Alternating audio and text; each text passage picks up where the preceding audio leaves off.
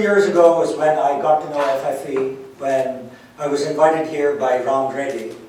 And the reason I talked my way into FFE at that time was really to pitch the Diwali stamp. We were just getting started with that campaign. And for those of you who were here 2 years ago, you remember you filled out little postcards at the FFE Gala, right? And 2 years later now, we do have a Diwali stamp, ladies and gentlemen.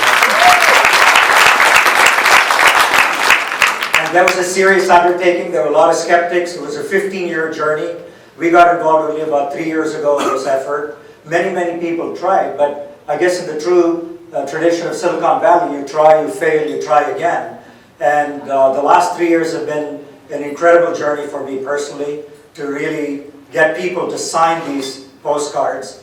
And there were many volunteers. In fact, I met one of the volunteers here at FFE 2 years ago. She single-handedly went around to the temples in this area, the Bay Area. And one day I remember she went to the Livermore Temple on January 1st, which is a very important date, right? And I think 25,000 people came to the temple. She managed to get 3,500 of these people to sign postcards. And then she took it home and got her family to stick stamps on these postcards and mail them in. So where's Meera Prahlad? Meera, where are you sitting?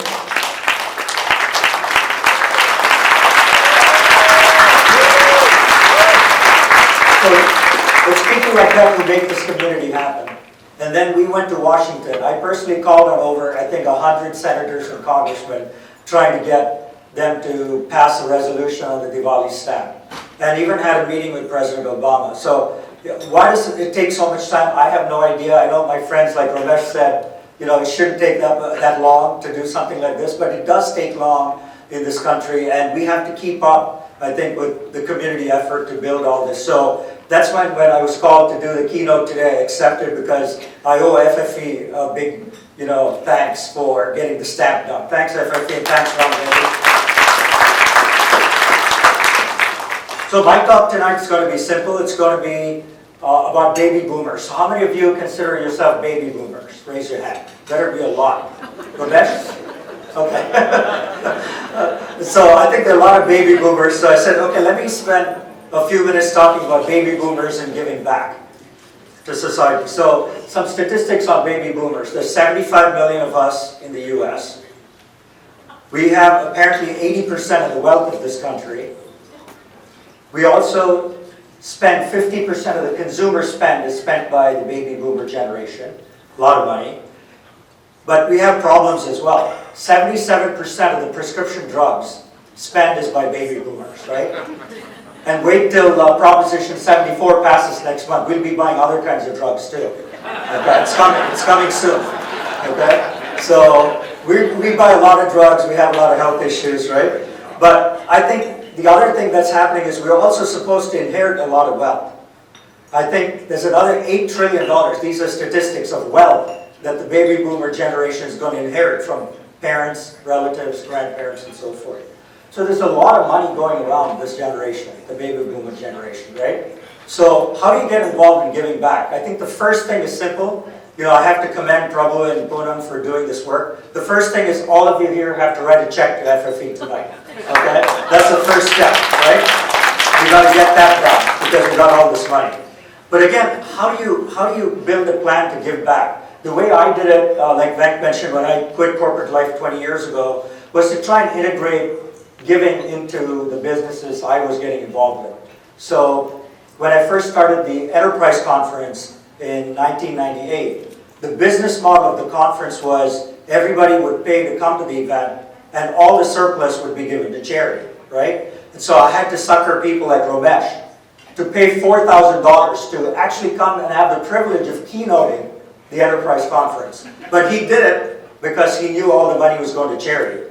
Okay, so we built this into the business model, and over 10 years we gave away over $1 million to different programs, and we still have an endowment that still gives $50,000 a year to different charities. So again, that's one way to do it, is to build this into your business model, right? Another friend of mine, Mark Benioff, has actually built it into his company's business model. He started what was called the 1+1+1 model, right? So if you have a startup, you're funding a company, why don't you incorporate the 1+1+1 model? So 1% of the stock goes to a foundation, 1% of the company's profits goes to charity, and 1% of the employee's time gets spent on nonprofit work, right? So he instituted that at Salesforce, and more recently, my friend Keith Kroc at DocuSign implemented the same thing in his company, and he and I were sitting together about a year and a half ago, and he said, I want you to join my advisory board. And I said, Keith, why do you need another techie? And I said, I'm really interested in being an advisor to your foundation, the Impact Foundation at DocuSign. So I joined his advisory board specifically to help his foundation, which has 1% of DocuSign stock, and I think maybe in a couple of years, it's going to be worth $100 million. It's going to be interesting to see how he can invest that money into nonprofit work, right?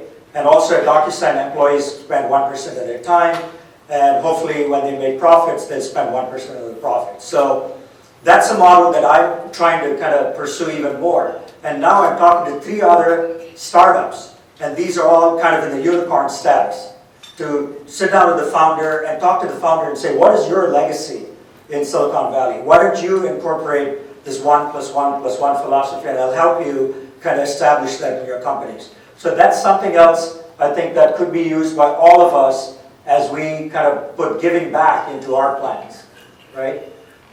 The other thing we can do is, everybody complains about lack of services in our communities and the state. You know, services get cut, all public services get cut, so there are less teachers, less people, library hours, less people at senior care homes. So why don't we all, you know, money is one thing, but why don't we also spend time really giving our time back to our communities, right? The old adage of retirement was you work till 62, and now it's 65, 70, I don't know how long it's going to go. And then you're supposed to go to a golf paradise and retire, right? So my thinking is, why are we leaving town? Why don't we stay in our communities, help our schools, our libraries, our hospitals, and our senior care homes? So I'd say that's another thing we can all do, is to really give time back to our own communities instead of complaining about the cutting of services and the lack of budgets, right? So another way for all of you to think, especially the baby boomers, to think about how to give back, right? And I hope the rest of this evening we can have conversations at the different tables of how to give back and what you want to do as you kind of get out of the FFE dinner.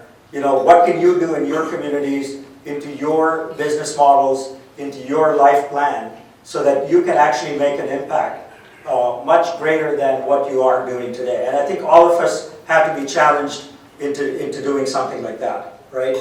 And then the Indian American community, in fact, I think we've been called a model minority. And why are we called a model minority? Because we educate our children, everybody has a master's or PhD, we make a lot of money, we believe in family values, we do all these things. And when you look at that, we also make a lot of money. So the average American makes $50,000 a year. That's the average American income. The average Indian American income is $100,000 a year.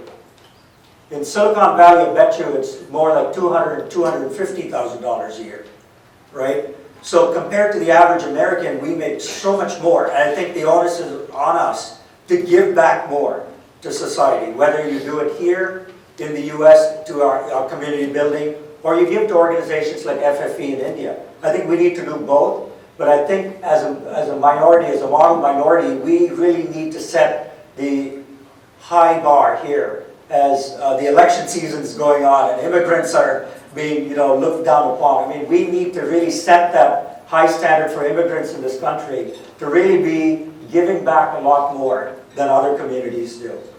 Right? So I think this income disparity in this country is only increasing, and we have to really be part of the solution and not just be making the high income. Okay? So I think that's another thought for you. So what about the baby boomers?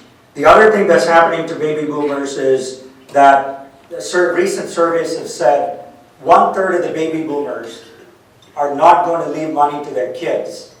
They're going to give money to charity. They're going to give it to charity. I know my daughter is here in the audience. She may not want to hear that. But that's a fact. So a lot of money is being given away by our generation to charitable causes, and that's a very positive thing.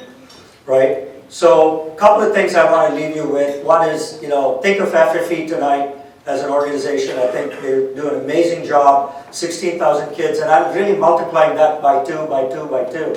So probably in 10 years we'll be sitting there, there'll be hundreds of thousands of kids who have been paid for by people who actually got scholarships from FFE, right? So thanks to all of you on that regard. So what else do I want to talk about?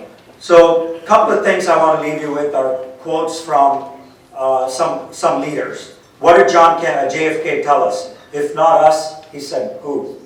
Right? He said, if not now, when? So I think tonight's the night to get started, both with FFE, but also in your own personal lives. Just asking the questions, how are you integrating giving back to society every single day, whether it's in business or in your personal time, right? And then Martin Luther King said this, everybody can be great because anybody can serve.